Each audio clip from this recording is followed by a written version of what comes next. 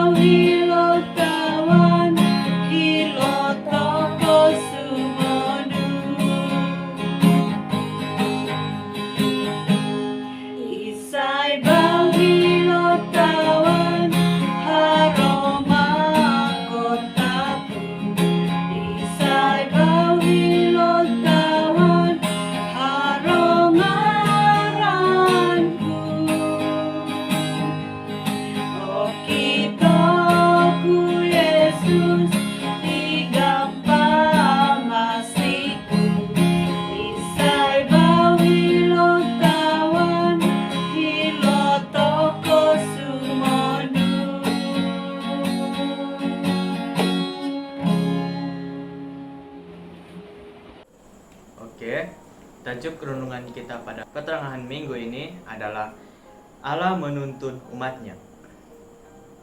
Renungan yang saya ingin kongsikan terdapat dalam Keluaran 13 ayat 17 sehingga 22. Saya bacakan di sini, dan saya sangat menggalakkan agar kita semua membuka Alkitab dan membaca ayat ini bersama. Oke. Keluaran 13 ayat 17 hingga 22 mengatakan, setelah Firaun membiarkan bangsa itu pergi, Allah tidak menuntun mereka melalui jalan ke negeri orang Palestina, walaupun jalan ini yang paling dekat. Sebab firman Allah, jangan-jangan bangsa itu menyesal apabila mereka menghadapi peperangan sehingga mereka kembali ke Mesir. Tetapi Allah menuntun bangsa itu berputar melalui jalan di padang gurun menuju ke Laut Temberau. Dengan siap sedia berperang berjalanlah orang Israel dari tanah Mesir. Musa membawa tulang-tulang Yusuf, sebab tadinya Yusuf telah menyuruh anak-anak Israel bersumpah dengan sungguh-sungguh, Allah tentu akan mengindahkan kamu, maka kamu harus membawa tulang-tulangku dari sini. Demikianlah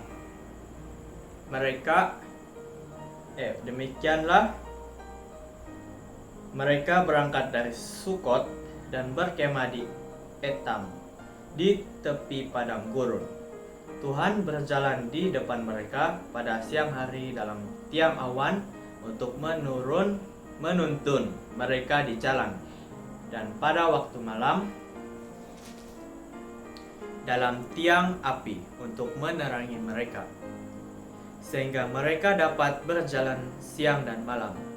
Dengan tidak beralih tiang, awan itu tetap ada pada siang hari dan tiang api pada waktu malam di depan bangsa itu.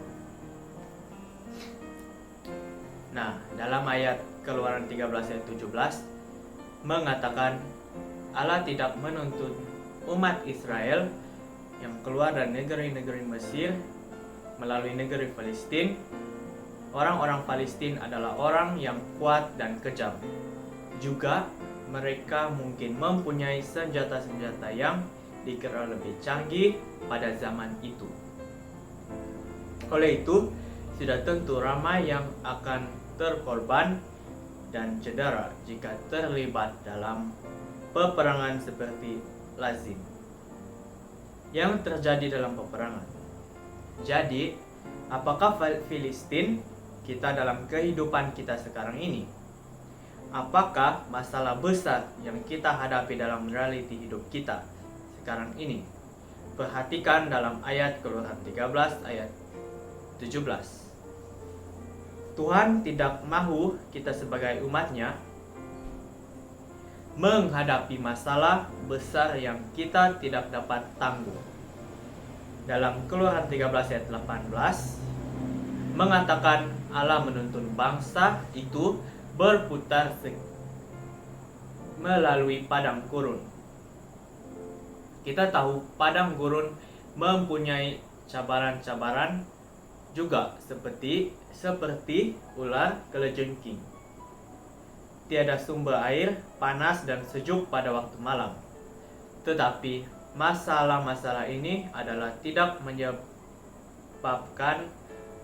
ramai yang mati sekaligus seperti dalam medan peperangan.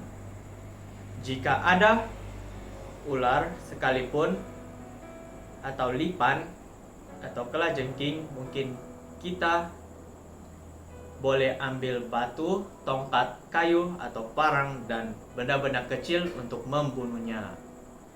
Jadi, apakah ular, kelajengking, panas atau cuaca sejuk yang kamu alami dalam hidup kamu sekarang ini?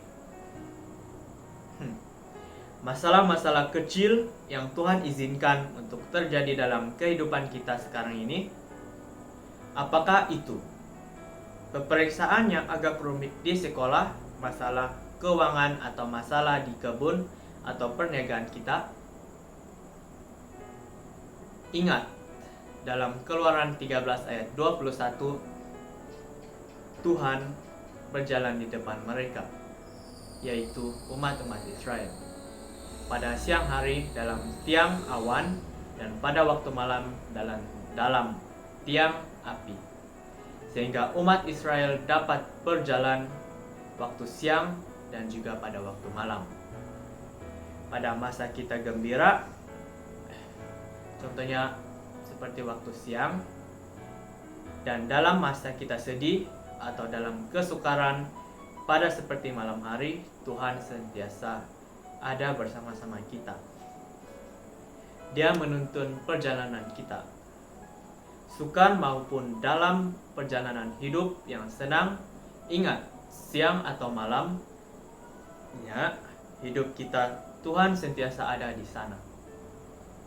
Seperti dalam Kejadian 13 ayat 22 mengatakan, tiang awan itu, yaitu Tuhan, tidak berganjak atau beralih, tetap ada pada siang hari dan menjadi tiang api kita pada waktu malam. Saya juga ingin menarik perhatian kita dalam ayat Keluaran 13 ayat 19, di mana Musa membawa tulang-tulang Yusuf seperti yang diminta oleh Yusuf pada waktu dia masih hidup. Biarpun Yusuf hidup mewah, berpangkat tinggi di negeri Mesir, tetapi jiwa dan raganya merindukan negeri Kanaan. Tumpahnya adalah bukan di negeri Mesir, yang sementara saja. kesenangan dan kehormatan diberikan, tetapi tumpuan utamanya adalah di negeri Kanaan. Negeri Kanaan yang dilambangkan sebagai surga, di mana ibu kota Yerusalem baru ditempatkan. Aman, damai, dan bahagia selama-lamanya. Negeri yang tiada lagi Filistin, ular, kelejengking, atau cuaca panas dan dingin untuk dihadapi. Selamat malam dan Tuhan memberkati kita semua.